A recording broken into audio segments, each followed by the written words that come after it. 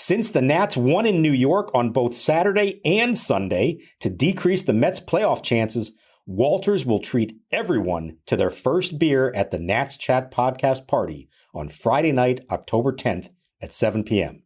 Walters is located just across the street from the ballpark. A massage chair might seem a bit extravagant, especially these days. 8 different settings, adjustable intensity, plus it's heated, and it just feels so good. Yes, a massage chair might seem a bit extravagant, but when it can come with a car, suddenly it seems quite practical. The all-new 2025 Volkswagen Tiguan, packed with premium features like available massaging front seats, it only feels extravagant. Now the right-hander ready. The kick, and here it comes. Swinging a long drive to right. Taylor way back. Going. Goodbye. Off the back wall of the Nationals bullpen. The third home run of the night for Luis Garcia Jr. And the Nationals have taken the lead here in the bottom of the 8th inning. Bang, zoom goes Luis Garcia Jr. His 16th home run. His third home run of the night. It's now the Nationals 9 and the White Sox 8. Now the pitch. Swinging a long drive to right center field. Cruz going back, way back, going, and gone. A home run for Colson Montgomery. Gives the White Sox the lead here in the top of the 9th inning. A 2-run shot at Chicago 10 and Washington 9. And welcome to Nats Chat, along with MASNsports.com Nationals insider Mark Zuckerman, who is at Nationals Park. I'm Al Galdi, host of the Al Galdi podcast. If you are the Nationals' reported incoming head of baseball operations, Paul Toboni, what exactly were you thinking watching this Nats game on Friday evening? We in this game saw so many of the things wrong with the Nats, but also things that give you reason for hope with the Nats. A 10-9 loss to the Chicago White Sox at Nationals Park in Game 1 of a 3-game series, the Nats' final series of the 2025 season. This was a game in which the Nats overcame an 8-1 fifth-inning deficit, but then blew a 9-8 ninth-inning lead. The Nats lost despite out-homering the White Sox 6-2. The Nats in the game committed 4 errors. This was some game. The Nats now have played 160 of their 162 games in this regular season. The record is 65-95. Worst record in the National League East. Second worst record in the National League. Third worst record in the majors. The White Sox have the worst record in the American League, 59-101. The latest reporting on Paul Toboni becoming the Nats head of baseball operations is that the plan is for him to be president of baseball operations, with the team also hiring a general manager. And per Washington Post columnist Barry Verluga in a post on X on Thursday morning, quote, "There is hope within the org. Toboni keeps Mike DeBartolo as GM," end quote. But Mark, this game on Friday evening was wild, was drunk, would not have passed a sobriety test. The Nats hit 6 home runs, 3 by Luis Garcia Jr., and yet lost the game. That was something. This was an absurd baseball game, Al, in so many ways. And yeah, it's between 2 really bad teams. And I think you have to, use that as the qualifier going into it. But I will say, and I like how you were describing this coming in, if you're Paul Toboni and you're watching this game, as I hope he was, I hope he's watching each of these games down the stretch, I think you saw a perfect encapsulation of the current state of the Washington Nationals. There is clearly some young talent here, young talent that you should be excited about, that you can look at and say, I might be able to build something successful around this. And that's a combination of Daylen Lile, of even Luis Garcia, at least as a hitter. I know James Wood, C.J. Abrams didn't have great nights, but you still know what they're capable of. And then Cade Cavalli on the mound, who you know has all the potential in the world. And then on the flip side, you see why this is a team that has now lost 95 games. Bad defense, sloppy all over the place. And in this case, you can absolutely say that it cost them the game early and late. You don't have consistent at-bats. You have the potential for big innings, but not start to finish 1 through 9. And then a pitching staff that you never really know what you're going to get. And that especially applies to the bullpen. You have a very promising young closer in Jose A. Ferrer, who, when it's going well, can look great. But as we've seen several times now over the last few weeks, it can go south in a hurry, and it really went south on him in this one. So I feel like this was the perfect encapsulation of who the 2025 Nationals are. And for the new guy in charge heading into 2026, it's up to him to try to figure out who should be a part of this moving forward, what needs to be added to it, and how close, if at all, does he believe they are to actually being ready to field a competitive team again. Yeah, I mean, a big thing, and I've brought this up plenty of times, is the rebuild salvageable, or do you, with this rebuild, essentially need to start over? And I think it's going to be so interesting to see what Paul Toboni decides is the case.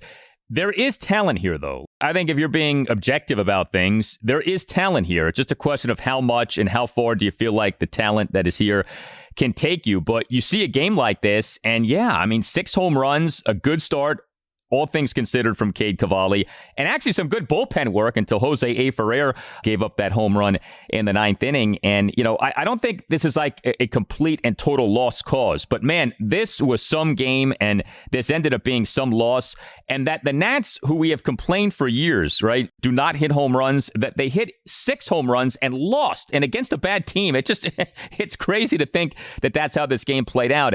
The Nats in this game, 9 runs, 13 hits, 1 walk, 2 for 5 with runners in scoring position. The 13 hits comprised of 6 homers, a double, and 6 singles. And Luis Garcia Jr., who was back as the Nats starting second baseman, and there's a conversation to be had there. I mean, if you're moving him off second base, what is the point anymore of him playing second base? But anyway, he was back as the Nats starting second baseman in this game, number 6 batter, and he had 3 homers, 3 for 4 with 3 homers, a 2-run homer and 2 solo homers. So if, in fact, he's going to be a first baseman moving forward, and you have people like me saying, well, he doesn't have the bat to play first base. Well, he hit 3 homers on Friday evening. 1-run 5th, Garcia, a 1-out opposite field solo homer to left center to cut the Nats deficit to 8-2. A 3-run 6th, Garcia had a 2-out first pitch 2-run homer to right field to cut the Nats deficit to 8-5. And in a Nats 4-run 8th, Garcia a 1-out solo homer to right field on a 1-2 pitch for a 9-8 Nats lead. The first 3-homer game by a Nationals player since June 3rd, 2022, when Lane Thomas hit 3 home runs at the Cincinnati Reds. What a performance by Luis Garcia. It's the 8th 3-homer game in Nationals history, but only the 2nd to occur in a loss. Ryan Zimmerman did it in 2013 in a loss at Camden Yards. I vaguely remember that one and how frustrating that night was for him and for the team. By the way, this is the 11th 6-homer game in Nationals history, 6 or more. They've hit as many as 8 in a game. The first time they've lost a game when hitting 6 or more home runs, and that tells you a lot right there. This game shows you everything about Luis Garcia. This is the reason why it's still such a fascinating topic of discussion. Does the bat play enough to say he should still be a part of this? And we just need to figure out where on the field, or if even on the field at all, he should be. As Miguel Cairo talked about after the game, this is the Luis Garcia they know he can be. When he keeps the ball in the strike zone and takes good swings on it, he can hit like that. You hit one to the opposite field, which is a great thing. We don't often see power to the opposite field from him. And then he just demolished the other 2 to the pull side. And he said he's never had a 3-homer game at any level of baseball he's ever played, not that he can remember. And he said after he hit the first 2, and mind you, this is all in the second half of the game. He hits the first one in the 5th, another in the 6th. When he comes up again in the 8th, and what is now suddenly a tie game, he said he's never felt that level of confidence before at the plate in a Major League Baseball game. He didn't even know how to describe it. It just felt great, and you saw what the result was with that. Find a way to bottle that up, Luis, and make that a regular habit. Swing at good pitches.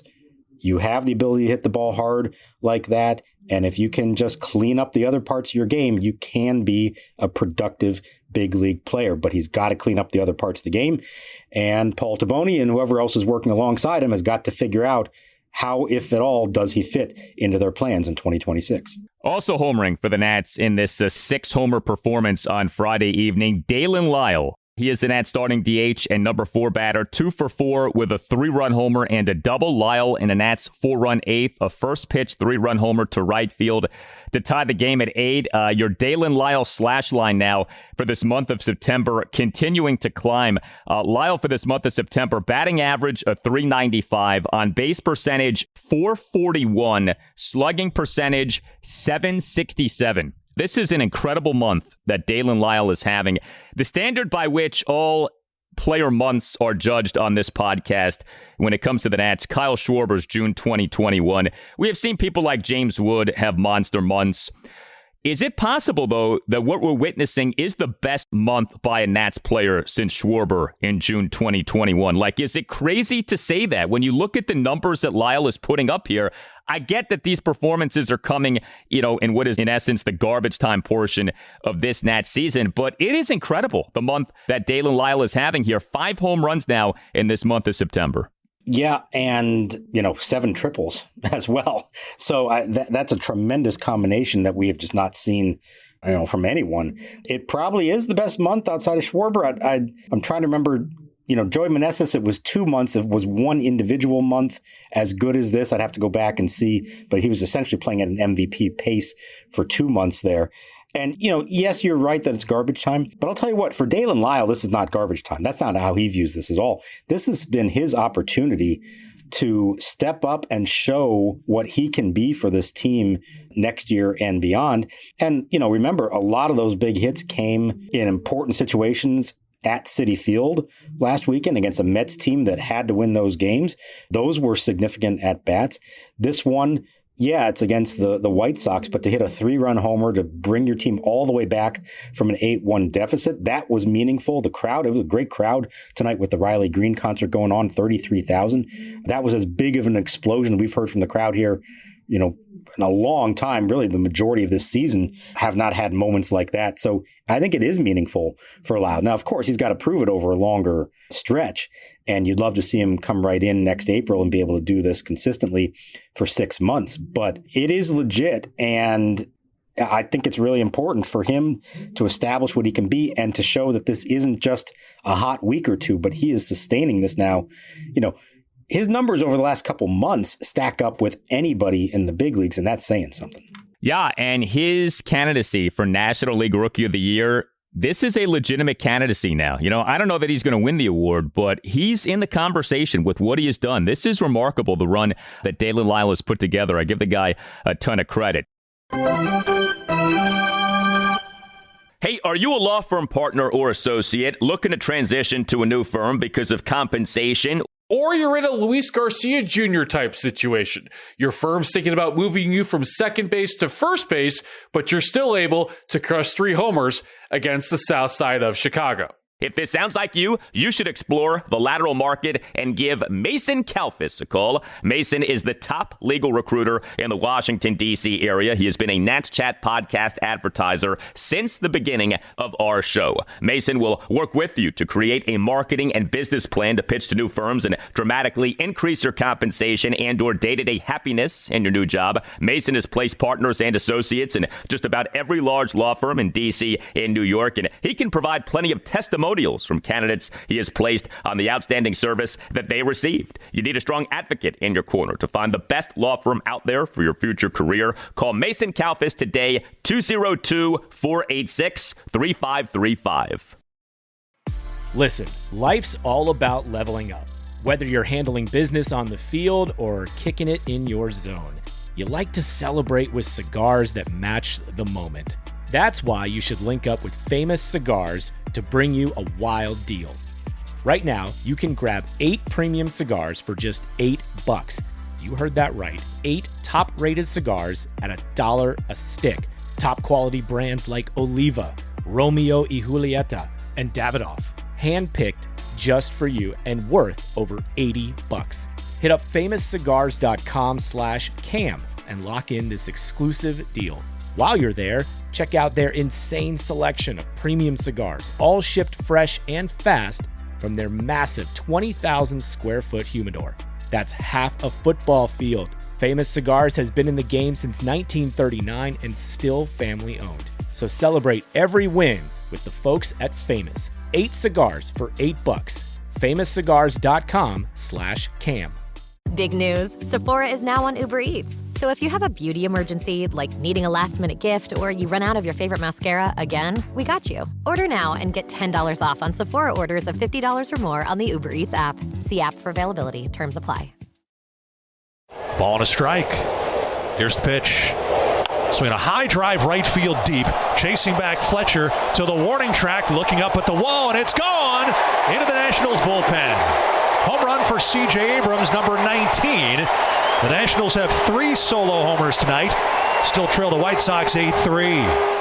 So, Luis Garcia Jr., 3 homers. Daylen Lile, a big 3-run homer. C.J. Abrams hit a home run in this game. He is the Nats starting shortstop and number 2 batter. Went 2 for 4 with a solo homer, a single, and a walk. He did commit another error, a throwing error, and a 4-run first for the White Sox. But Abrams in a Nats 3-run 6, a leadoff homer to right field to cut the Nats deficit to 8-3. Josh Bell homered again. He is the Nats starting first baseman and number 3 batter, 2 for 4 with a solo homer and a single. He too committed an error in that 4-run first for the White Sox, a fielding error. But Bell in a Nats 1-run first, a 2-out solo homer to right field on a 1-2 pitch to cut the Nats deficit to 4-1. Bell now at 22 home runs. Abrams now at 19 homers. And you talk about what might Paul Toboni be thinking. If you're Toboni, what do you think about C.J. Abrams? The defensive struggles, as we have noted, and yet the offensive profile, well, yes, the OPS has come down in recent months. He's got 19 homers. He has 35 doubles. Abrams is 31 for 34 on stolen bases. There are things to like about the season that C.J. Abrams has had. It's not ending in a great way, but the homer is a reminder of there are positives to C.J. Abrams. And I think he's another one of these guys who's going to be so interesting to look at in terms of what does Paul Toboni think about Abrams? What do you do with Abrams moving forward? Do you move him to second base? Do you trade him if you don't feel like he's a true candidate for a big money contract extension long term?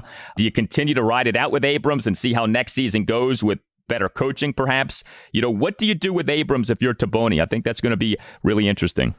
And I think this is why it's really important for him, Toboni, to, at the very least, talk to as many current people with the Nationals as possible, whether they're going to be retained or not for next season, but at least talk to as many of them as possible and get their honest opinions on all the players. But I think Abrams is a great example of it because you want to hear directly from them what they believe. You can look at the numbers, you can even watch the highlights, but you need to hear from whether it's coaches, front office people, other players, what they truly think. And do they believe that the talent, which is obviously legitimate, can be refined in a way that allows him to become the best version of himself? And if so, how does he get there? Is it as simple as coaching? Is it, more accountability from the front office and the coaching staff towards him? Do they believe that he has the skills to play shortstop and just needs to work harder at it? Or do they believe he really isn't fit for that position and might have to look at a switch to second base? You can watch all the video you want. You can kind of have a sense of what the player is. But these are the kind of things I think you have to get directly from the people who work with him and see him on a daily basis. And I hope that Paul Toboni uses all those resources as much as possible before making these kind of decisions. There's a lot to like about him. We know that. We know he's tremendously talented. But there's a lot of work still for him to do on and off the field to get himself to be the consistent producer offensively and defensively that he can be, but so far has not shown that he can be for 6 full months. Yeah, and if the Nats do retain Mike DeBartolo as general manager, then you will have someone who has been in the organization for a while and who has good intel on people like C.J. Abrams. So it's a funny deal. The Nats in this game, the 6 home runs, neither James Wood nor Dylan Cruz homered. In fact, each guy went hitless in this game. Wood, as the Nats starting left fielder and number 1 batter, 0 for 5 with a strikeout. Dylan Cruz, he is the Nats starting right fielder and number 5 batter, 0 for 4 with a strikeout. And yes, Paul DeYoung was the Nats starting third baseman in this game and number 9 batter, 0 for 3 with a couple of strikeouts. Even in the final game of the season, interim manager Miguel Cairo not starting Brady House over DeYoung, at least in game 1 of this series. We'll see what happens the rest of the series. So we had the Nats hitting 6 home runs in this 10-9 loss to the White Sox on Friday evening. We also had the final outing for Cade Cavalli in this season. Now, the final line is not pretty. 6 runs in 4 innings, but only 2 of the 6 runs allowed were earned. He did give up 7 hits, which were a home run, a double, and 5 singles, but he had 6 strikeouts versus 1 walk. He threw a lot of strikes, 72 pitches, 51 strikes, just 21 balls, and he got victimized by 2 errors in what ended up being a 4-run first for the White Sox. Top of the first, Cavalli allowed 4 runs, all of which were unearned on a double, 3 singles, and 2 errors. Fielding error by first baseman Josh Bell, throwing error by C.J. Abrams.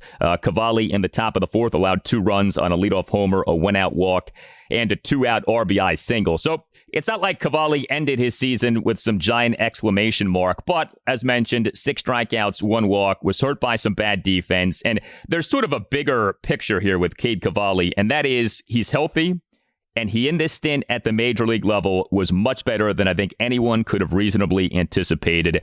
And so there is genuine, legitimate optimism with Cade Cavalli moving forward. We did not have that as of just a few months ago. Yeah, I think the biggest takeaway I have, a couple of things, but one is this. When we look at what his final numbers were in 10 big league starts, it's a 4.12 ERA, a 1.480 whip. It's not going to look anything, all that impressive. But I think if you really watched him pitch, you saw a guy who looked better than those numbers would suggest. He had 1 blow-up start against the Yankees that skewed the numbers a little bit. This was obviously not a great one, even though it was a lot of unearned runs. But what I take away from it is there's clearly the stuff, the poise, and at times dominance, because we saw several dominant starts out of him, to suggest that he can be a really good pitcher at this level. The second biggest takeaway, as you just said, it's the health, okay?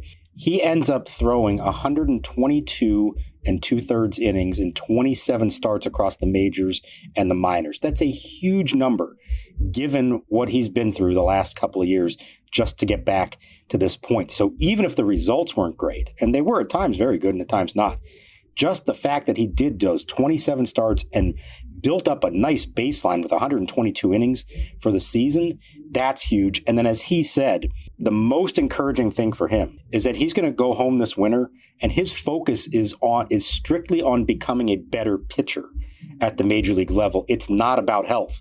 He spent the last 2+ years just trying to get himself healthy again. He can finally just focus on pitching and improving as a pitcher. I think he felt like he learned a lot from these 10 starts. What works, what doesn't work, where he needs to get better, where he is good enough to be successful. And I think he's really excited about the prospect of having the whole winter to refine what he has now, to come to spring training knowing he's healthy and ready to be a part of this rotation in 2026. There's a lot to like about it. Let's hope now that the results in 2026 match the way that he looks from what we've seen here in 2025. I mean, it's crazy when you think about it. Cavalli this season truly pitched for the first time in 3 years. He underwent the Tommy John surgery in March 2023, so he missed all of 2023. He pitched briefly in the minors in the 2024 season, and then came this season. So he had not pitched extensively in a season since 2022. That is nuts when you think about that. And as we have discussed, he struggled for AAA Rochester this season. You didn't know what to expect when he got promoted to the majors on August 6th. And by all reasonable expectations, he has exceeded those expectations. Number 22 overall pick in the 2020 MLB draft out of the University of Oklahoma. This was looking like another one of these failed Nationals first-round picks. Not right now. Now I think you say there is hope, there is excitement that Cade Cavalli maybe, just maybe, will work out. Hey Nats Chat, Tim Shover's here to tell you about Babbel. Tough loss for the Nationals on Friday night. Here was Jose A. Ferrer after his blown save. Ya me lo habían acordado al principio, si hacían 2 carreras entraba como quiera el juego en el noveno. Y los muchachos remontaron y nos subimos arriba y traté de dar lo mejor de mí. Y las cosas no salieron como se quería. If you want to get better at understanding Jose during the offseason so that next spring you won't need to wait for that translator to chime in, then check out Babbel. Babbel's tips and tools for learning a new language are approachable and accessible. It's like having a private tutor in your pocket. Babbel offers the opportunity to practice conversation skills right away in speech recognition to make sure you're getting the pronunciation just right. Get up to 55% off at Babbel.com/NatChat. That's spelled BABBEL.com/NatChat. It went up from 50 to 55%. Babbel.com/NatChat. That's spelled BABBEL.com/NatChat. Hey, it's Austin James. If you're like me, trying to live your best life while living with diabetes, you can relate to worrying if you're doing a good job managing your diabetes. I use the Freestyle Libre 3 Plus sensor to get real-time glucose readings and see the impact of every meal and activity to make better decisions. The Freestyle Libre 3 Plus sensor can help me live life with diabetes on my own terms, and it gives me more time for the things I love, like being a dad and a musician. Now this is progress. Learn more at freestylelibre.us. For prescription only. Safety info found at freestylelibre.us. And the pitch, swinging a ground ball in hard. It's fair and past the diving DeYoung and down the left field line. Will make it all the way into the corner.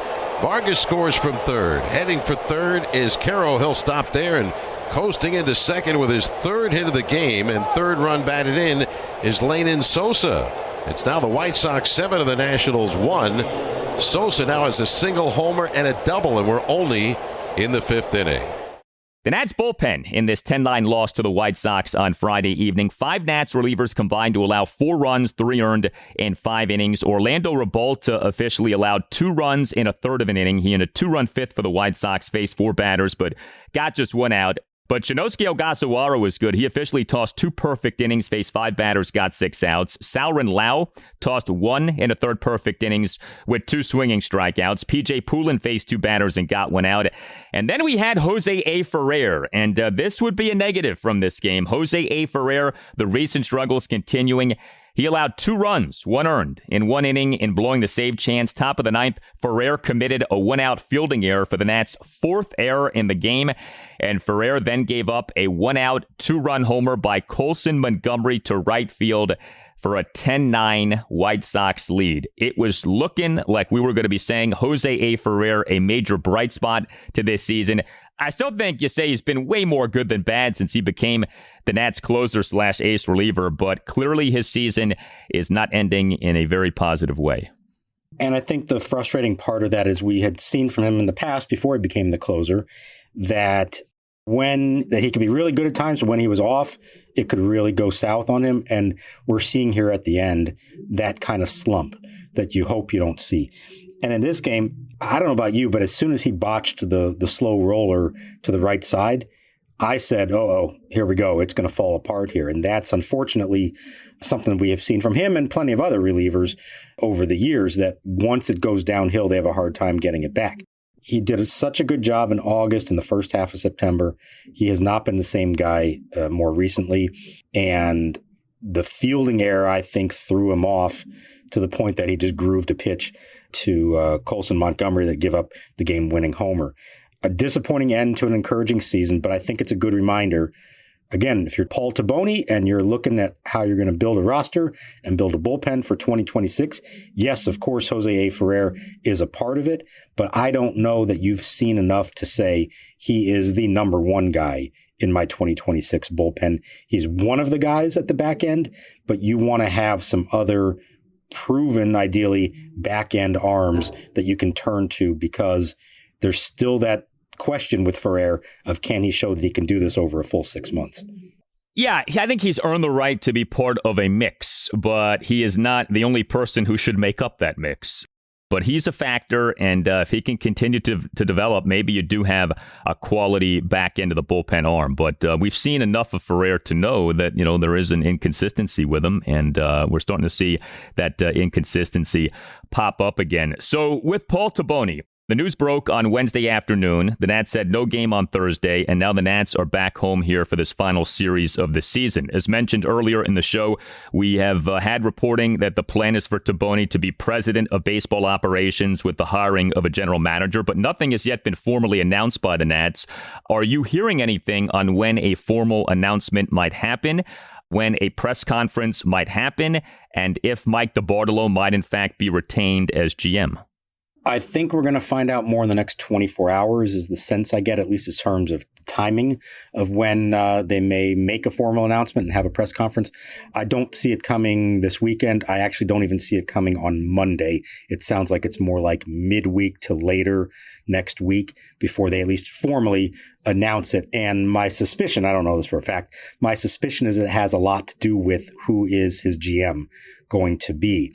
I would guess that they would like to announce both at the same time because it is such a prominent position, GM. I know it's not the number one guy in charge, but it is a prominent position. Whether it is Mike DeBartolo or not, I don't know the answer to that, except to say my sense is that DeBartolo would accept that if it's offered to him, provided there's no prior history with the two that would suggest they have a bad relationship. I've heard nothing along those lines. I think the only question is, we don't know this, does Toboni have his own guy, somebody that he's either worked with in the past or knows well that he would like for that role? And I think that may be what they're still sorting through. Hopefully we'll know more here in the next day or two. But I think an announcement and press conference, we're probably looking at the middle portion of next week for that to be the case. And hopefully it is a full-fledged, let's introduce everybody, let's make the big grand announcement and not just do this piecemeal. So he has not officially been announced. As far as I know, he's not necessarily here on site or anything like that. DeBartolo is here. He was on the field pregame presenting the minor league players with their awards for the year. We haven't talked to him since then. He's kind of kept himself away from us. So that may be another indication that they're still working out what his role is, if there is a role for him in the future. My guess is that's the big question that's still lingering is who's the GM and is it DeBartolo or are there going to be somebody else from the outside? Traditionally, whoever is running Nats baseball operations does a season-ending session with reporters during the Nats' final series of the season. Obviously, for years, the person doing those sessions was Mike Rizzo. Will there be any such session this weekend? Will Mike DeBartolo be doing such a session this weekend? I'm not expecting it. It was the original plan. I think this turn of events, you can understand why the team and DeBartolo himself wouldn't want to have to put himself in that kind of position where he's answering questions about a team that he doesn't know that he's going to be in charge of next year. We know he's not the guy in charge of it and have to answer questions himself about, is he disappointed, blah, blah, blah, blah, blah, et cetera about it. So I think until it's finalized, whether he is still a part of the organization or not, we're probably not going to be hearing from him. And yeah, it would be nice. There's a lot of questions to be asked, no matter who the person in charge is. There's a lot of questions to ask about the way this season went and what the plan is going to the offseason. But I don't know that it's fair to make DeBartolo answer those questions right now if he's not actually the one who's going to be making the big decisions as they head into the offseason. Game 2 for the Nats against the White Sox Saturday afternoon at 4:05. Jake Irvin will be the Nats starting pitcher. You tell us what you think. Hit us up on X at Nats_chat. You can hit us up on Blue Sky at Nats Chat Podcast. You can email the show, natschatpodcast@gmail.com. We have a website you can check out too, natschatpodcast.com, at which you can purchase a Nats Chat Podcast t-shirt. All Nationals radio highlights on Nats Chat are courtesy of 106.7 The Fan. For Mark Zuckerman, I'm Al Galdi. We thank you for listening, and we'll talk to you next time on the Nats Chat Podcast. Pitch to Garcia, blasted right field, deep toward the corner it goes. Way back there, looking up Fletcher, and it's gone! Down into the Nationals bullpen again. Luis Garcia's homered 2 innings in a row, and the Nationals have clawed right back to within 8-5. Garcia with home run number 14 last inning, number 15 this inning. And the Nationals hit a homer with a man on base. They've hit 4 long balls now against Gomez.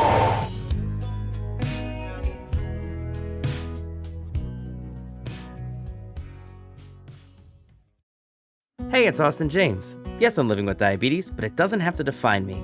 Thanks to the Freestyle Libre 3 Plus sensor, I get real-time glucose readings throughout the day. The Freestyle Libre 3 Plus sensor is small and easy to wear, giving me the freedom to focus on my life as a parent and a musician. Now this is progress. You can get a free sensor at freestylelibre.us. Offer available for people who qualify. Visit myfreestyle.us to see all terms and conditions. Certain exclusions apply. Data on file. Abbott Diabetes Care. For prescription only. Safety info found at freestylelibre.us.